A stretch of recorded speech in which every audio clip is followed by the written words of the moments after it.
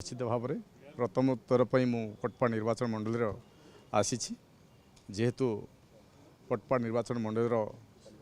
सर्वसाधारण सेवा करने जो कोटपा निर्वाचनवासी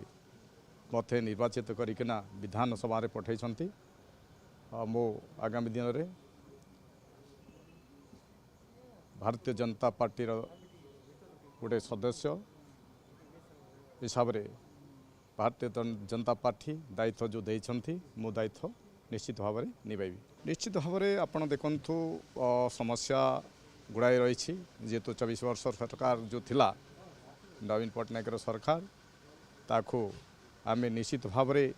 ये कोटपा निर्वाचन मंडल जनसाधारण जवाब देइछंती आओ सुशासन जो अच्छी भारतीय जनता पार्टी निश्चित भाव में सुशासन दिवस आसीबो आपण माने निश्चित भाव में देखते आज ओडिशा रे भारतीय जनता पार्टी सरकार हो सारी।